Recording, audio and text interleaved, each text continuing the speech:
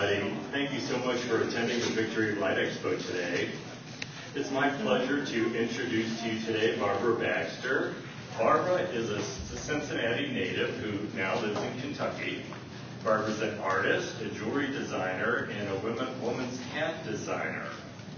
She's presented papers at the International Conference on Humor. She's performed at the International Ventriloquist Convention, and she works with Dr. Karen Gale Lewis's Unique Retreats for Women. Her topic today is fairies, gnomes, elves, pixies, and other helpers. Barbara has many fairy friends, many that she lives with and that she uses to help her in her day-to-day life. And Barbara's going to help all of you discover your inner fairy. So join me in welcoming Barbara Baxter.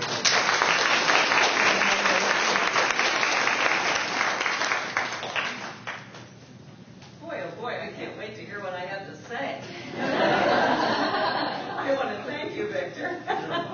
Okay, so we have to find our inner fairies or inner pixies or inner something or others.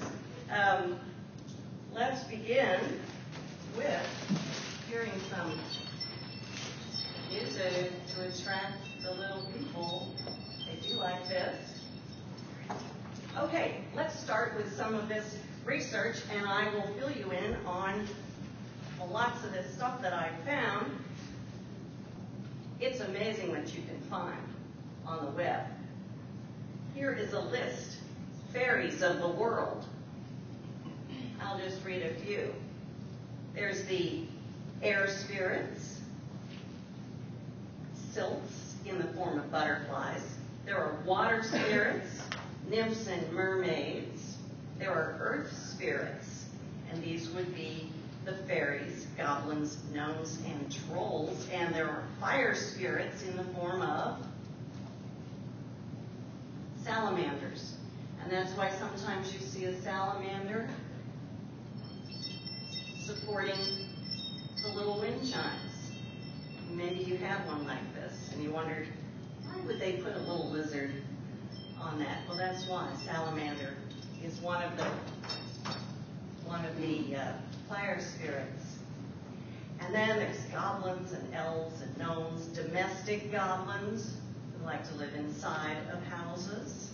And then there are general features for elves. You all know this. They're small, right? They have very tangled hair. They have long arms that almost touch the ground when they stand up. Pointy ears, kind of like Dr. Spock. And they have legs like wire. And there's one other thing that I learned. They don't like rain. I don't know why. Then there are white elves, and they can tell the future. And they're translucent and blue, and they have very good dispositions. And there are dark elves who are not so nice and can get you into lots of trouble. And of course, gnomes. We love our gnomes. Another thing I discovered, is anyone here a member of the Cherokee Nation? I know we have a number of Cherokee people who live in this area. I was fascinated to find out about little people of the Cherokee, and it's part of Native American Indian lore. And what I found is that they were little people, little men and women reaching almost up to your knee, and very handsome, and they have long hair that almost touch the ground, and a very gentle nature, but they don't like to be disturbed. And they are sometimes called brownies, and they like to teach lessons of living in harmony with nature and others. I hope I got that right. Thanks.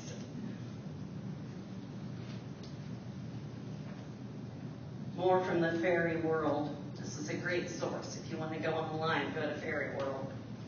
Famous fairies. Can anybody name a famous fairy? Tinkerbell, right? We love Tinkerbell. Thank you. Now, how about another one? Robin Goodfellow. Pardon? Robin Goodfellow. Robin Goodfellow. Anybody else? Fairy Godmother. Fairy Godmother. That's right. That's right. Wouldn't that be nice for all of us? Perhaps we all do have a fairy godmother. There's the Sugar Plum Fairy. If any of you have ever seen the Nutcracker, thank you, or heard that music. It's beautiful music. And what about, what do young people like? Pardon? Tooth Fairy. That's it, the Tooth Fairy. Yeah. And then later on, we want the Tooth Fairy to bring the teeth back. Here's your money. And there's, in Shakespeare, Midsummer Night's Dreams, there were elves and there was Puck. That's right. And in the beginning of Michael Flatley's River Dance, are you familiar with that? The Irish dancing? There's a little character, and I don't know what this character's name is, but the little character plays a flute, like a piccolo, if any of you saw that. Well, of course, we have the Harry Potter series. Everybody likes that. It has been the best-selling novel series of all times, showing how everybody wants to believe. And now I have a question that I can't answer, so will you please help me? What are the names of the 7 dwarfs? Here's what I have. Dopey, Happy, Grumpy, and Sneezy. Doc. Bashful. Doc. Okay, Doc, Bashful. Grumpy. Sleepy. Okay, we've got Dopey, Happy, Grumpy, Sneezy, Doc, Sleepy. And bashful. and somebody saying Zeppo?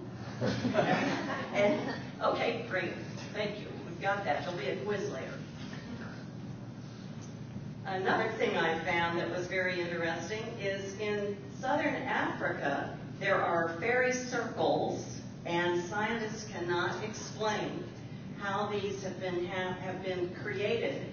It's bare, sandy soil found in grassland on the coast of Africa, and they've eliminated all possibilities. It's not toxic soil, it's not radioactive, there are no poisonous plants, no termites eating the seeds, but nothing will grow there, and the botanists are saying that they are explaining it by saying they are, in fact, fairy circles. And the fairy circles in southern Angola on the Orange River have become so famous that they're now included in visitors' tours.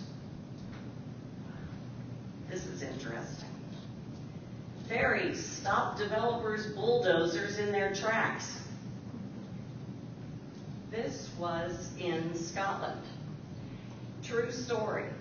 The villagers were protesting that a building contractor was going to move a rock, and the neighbors came running and shouting, "Do not move that rock because you'll kill all the fairies."